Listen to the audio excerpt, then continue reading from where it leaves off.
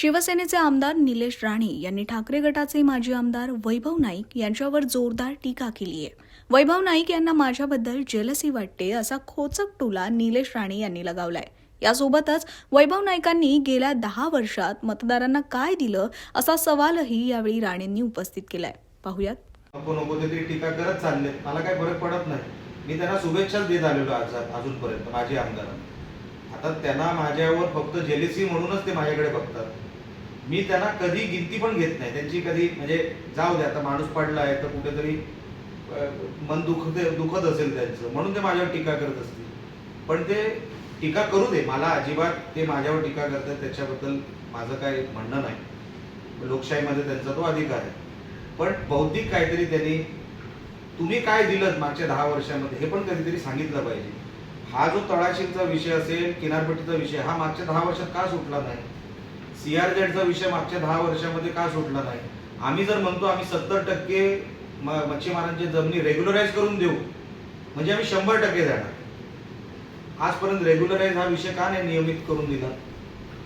मला त्याच्यामध्ये काय पडायचं नाही, लक्षात घ्या. आता पण 10 तारखेला मला वाटतं मत्स्य विभागावर कुठेतरी ते मोर्चा काढताय.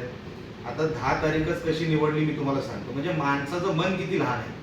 10 तारीख हे आमच्या राणे साहेबांचा वाढदिवस आणि कुठेतरी गालबोट लागावा म्हणून तो दिवस निवडला. म्हणून माणसाची मनं किती लहान आहेत.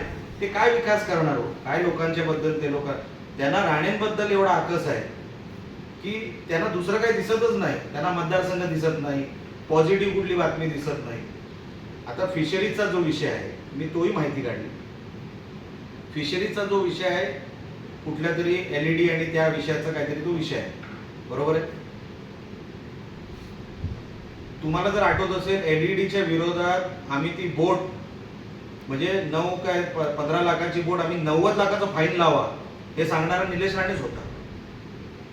मी कधी कोणाला प्रोटेक्शन मिळावं चुकीच्या कामाला असं कधी केलं नाही, कधी करणार नाही. त्याच्यासाठी मला लोकांनी निवडून दिलेलं नाही. जे पारदर्शक आहे तेवढं मी लोकांसमोर ठेवतो. आता झालंय काय माझ्या आमदारांचं, त्यांच्याकडे आता वेळ भरपूर आहे, पण ते वेळ चांगल्या कामांसाठी उपयोगात आणत नाही. नेगेटिव्ह कुठे आहे, नेगेटिव्ह काय करता येईल त्याच्यासाठी त्यांचा पूर्ण वेळ जातो. माझ्या त्यांना शुभेच्छा आहेत, त्यांना त्यांचे प्रयत्न करू दे. कारण का मुळात काय मला एवढं लक्षात आलंय, त्यांना द्यायचं काय नाही, त्यांना फक्त काही विषय खेळवत बसायचे.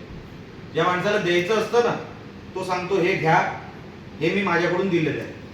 10 वर्षामध्ये मागच्या त्यांनी काय दिलं मतदारसंघाला हे मी एकदाही बघितलेलं नाही. आता त्यांना डिस्टर्ब करायचं आहे मतदारसंघ, करू दे, माझं काय म्हणणं नाही. आम्ही समर्थ आहोत ह्या सगळ्या विषयाला हँडल करायला. पण कुठलाही विषय पारदर्शकपणे आम्ही जो काही सोडवतोय तो मागच्या 10 वर्षात का झाला नाही ह्याचे कधीतरी तुम्ही त्यांना प्रश्न विचारा. त्यांना माझ्या शुभेच्छा आहेत. त्यांनी अजून टीका करू दे. मला असं वाटतं ते जेवढे माझ्यावर टीका करतात तेवढं माझं चांगलंच होतं, म्हणून त्यांनी माझ्यावर टीका करू दे. मला काही म्हणणं नाही. 10 तारखेचा मोर्चा कशासाठी आहे एकदा त्यांनी स्पष्ट जाहीर करावं की मागच्या 10 वर्षामध्ये तुम्ही काय केलं या विषयासाठी, आणि मोर्चा कुशल काढावा.